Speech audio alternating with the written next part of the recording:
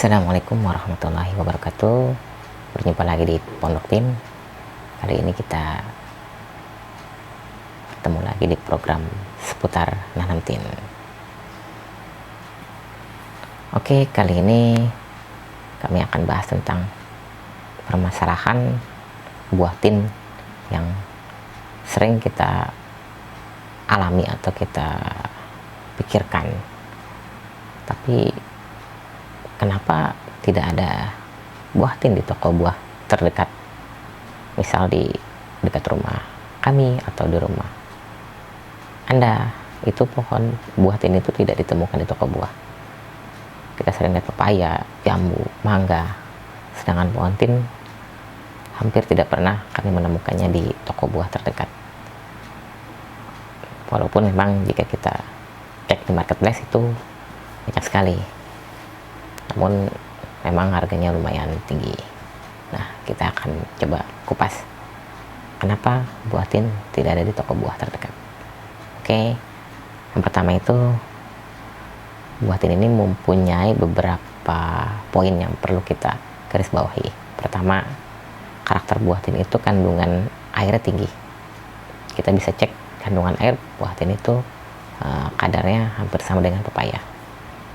Dan ketika kandungan air tinggi, maka bakteri atau jamur itu mudah untuk berkembang. Maka itu rentan karena kandungan air yang tinggi tersebut. Yang kedua, kandungan gula. Kandungan gula pada buah tin pun tergolong tinggi. Jangan pikirkan gula dengan kandungan gula di dalam buah ya, karena itu hal yang berbeda. Seperti orang bicara tentang tebu dan gula itu sama, padahal tidak.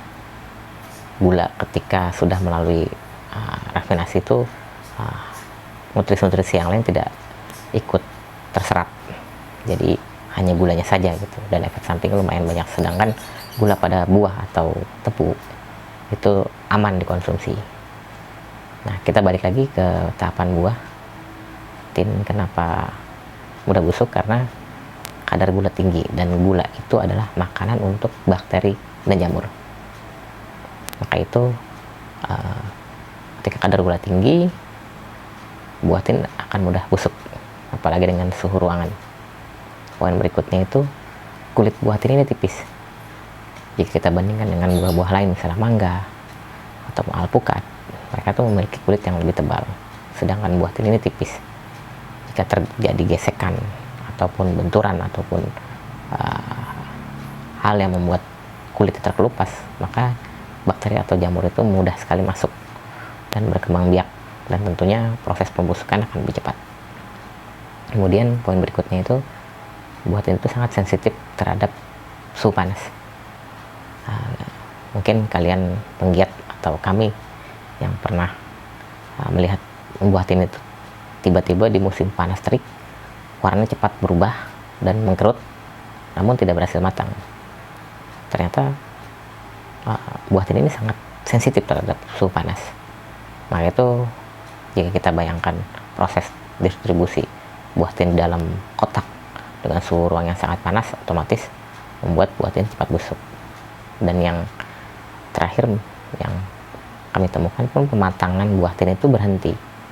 Beda seperti buah mangga atau buah pepaya yang ketika dipetik proses pematangannya berjalan, sehingga beberapa hari kemudian misalnya pisang itu akan semakin manis dan bisa dinikmati. Sedangkan buah tin berbeda, ketika dipetik proses pematangannya berhenti.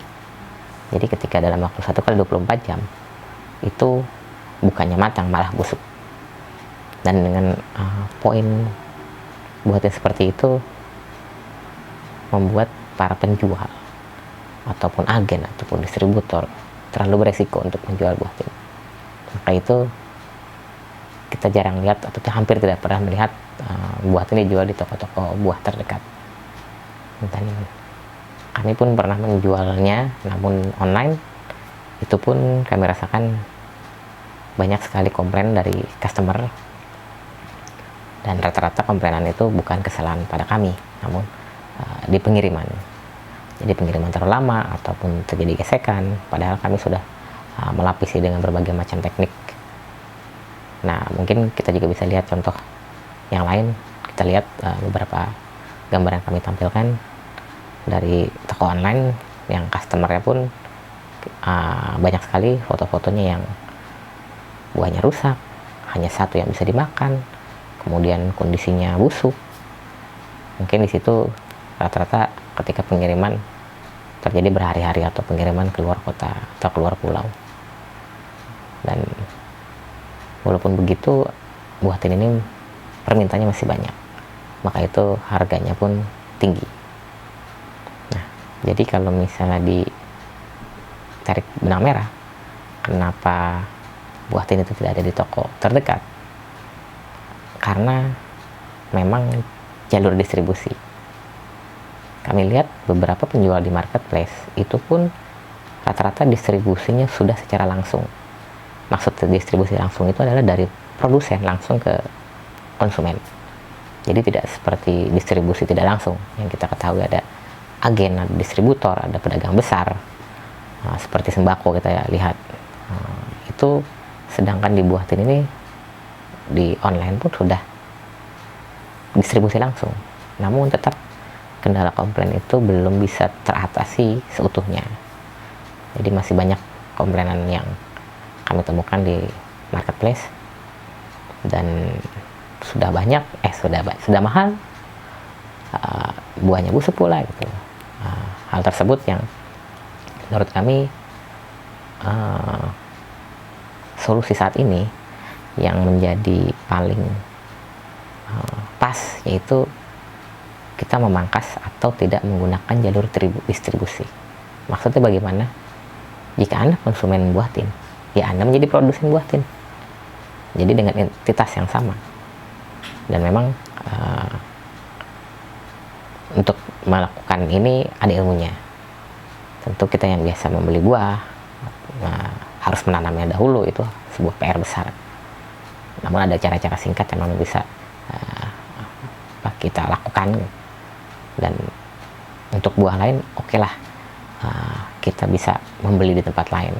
Tapi untuk buah tin dengan segala manfaatnya, sayang sekali jika kita memang tidak bisa mendapatkan manfaat tersebut. Untuk lebih detail ataupun cara dari konsumen menjadi produsen atau tidak menggunakan jalur distribusi, bagaimana caranya, atau mungkin yang ingin mencoba menanam sendiri yang belum pernah menanam sama sekali, kami telah menulis buku atau e-book lebih tepatnya, dan bisa kalian download. Untuk link downloadnya cek di kolom atau di link deskripsi kami. Mungkin itu dari kami, semoga bermanfaat. Assalamualaikum warahmatullahi wabarakatuh.